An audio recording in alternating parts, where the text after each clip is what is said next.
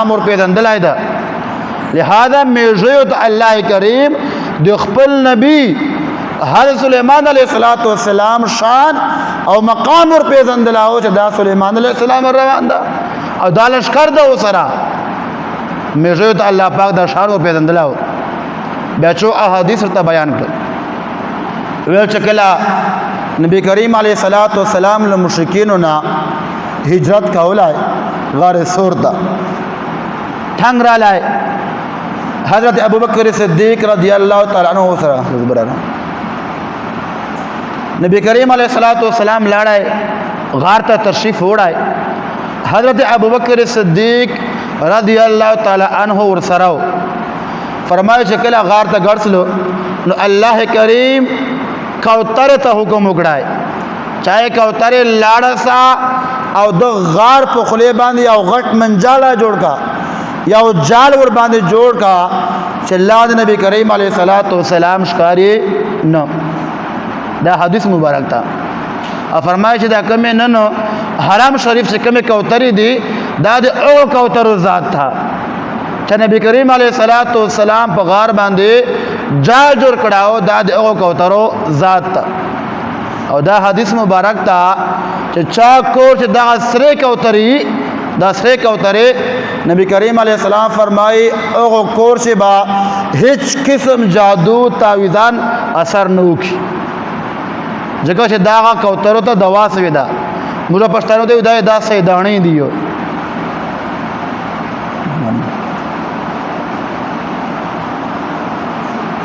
نو فرمائی چھ نبی کریم علیہ السلام کا غار تلاڑا ہے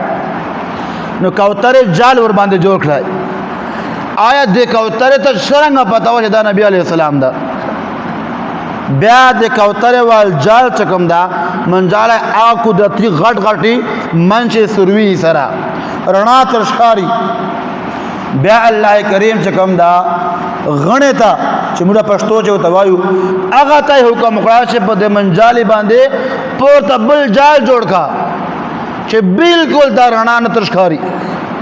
فرمائی بے اللہ پہ حکم سر اغا غنا اغا منجالی بنے پورتا بل جال جوڑ کڑائی ویش اغا تا چاو روش اول چا دا دے اللہ نبی دا اغا مفتی ویلا چا دا ہر شد اللہ کریم دی خپلو انبیاء و شان اللہ ورش اولا دا ورنہ کوتر دا کما پتاوا اغا غنا دا کما پتاوا چا دا دے اللہ نبی دا بیا اور پچو اسمانو اغل مرتک ما پتاوا کہ دا اللہ نبی دا دا اللہ نبی اشارہ دا چھ بے جانا شاید عقل نستا بچے شعور نستا بچے بیا اغو کانو تا چھ پتاوا چھ ابو جیل پلاس شو ابو جیل توائی چھ اے دے تا دے نبوت دعویٰ کھڑے دا کہ تا چیر واقعی رشتونا نبی ہے بیا ما پلاس چھ شاہدی دارو شوا نبی کریم علیہ السلام ته فرمائی ابو جیلا زیتر وشو چې دا چه شایدی که دا پا خپل باندی ہوئی چې تو چوکو ویل چې پا خپل باندی ہوئی بیا خلا خبره پا خفلا چې مال لاس چه شایدی پا خپل باندی ہوئی چې تو چوکے بیا خبر دلاو منو فرمائی چې اللہ تبارک و تعالی پا حکم سر ابو جیل لاس چه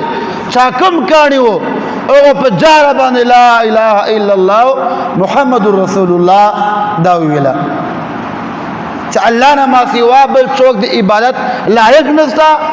او حضرت محمد مصطفیٰ صلی اللہ علیہ وسلم دا اللہ رسول دا فرمائی او کان دا شرنگا پتاوا کانو تا چا دا دا اللہ رسول دا ابو جیل پلاس شو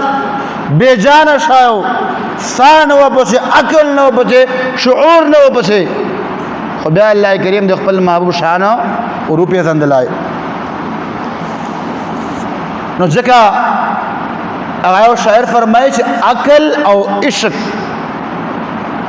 دا خپلا منچے نبرابری جی کھلا دا سی عشق مقام تا رسی جی چھے اغیبان دے عقل نرسی جی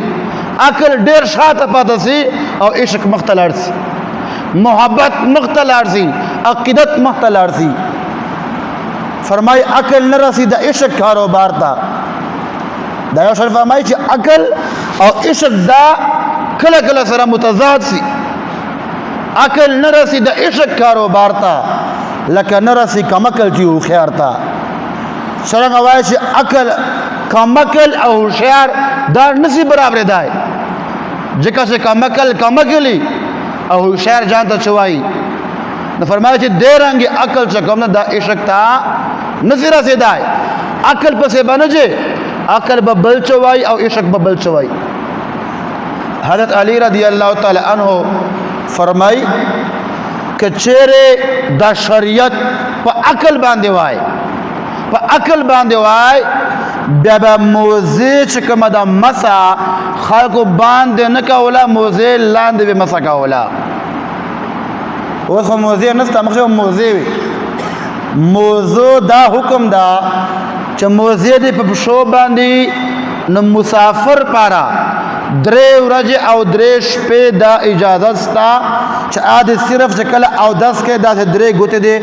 مسح په کوي موضوع باندې پښې دې منجي نه دا مسافر پارا او مقیم پارا دا حکم دا چې هغه یوه ورځ او یوه شپه یعنې 24 ګنټې چې کومې دې موضوع باندې مسح کولی سي ډېر یخ ته په پښو دې دي مسح ور باندې کوه پورته درې ګوتې په تېروه پښو منجلو ضرورت نشته دا شریعت تا نو حضرت علی رضی اللہ تعالی عنہ فرمائی چکه چیرې شریعت په عقل باندې وای به موضوع مسا پورته نه وا به موضوع مسا لاندې وا ځکه چې کوم موضوع ګن کیږي لاندې ګن کیږي پورته موضوع نه ګن کیږي ځکه چې قدم کې لګیږي خو اول قدم لګیږي اول د پښې تلا لګیږي لاندې حصہ ګن کیږي بیا په کار وا چې موضوع باندې مسا لاندې کوله چې څه ګنګیلا چې موضوع باندې اوتی لا خټ لا خاورې د هغه مسې سره لاړ ځکه چې عقل دا وایي لاندې خټې اوتی خو فرمایي چې عقل دا شریعت کلام خالص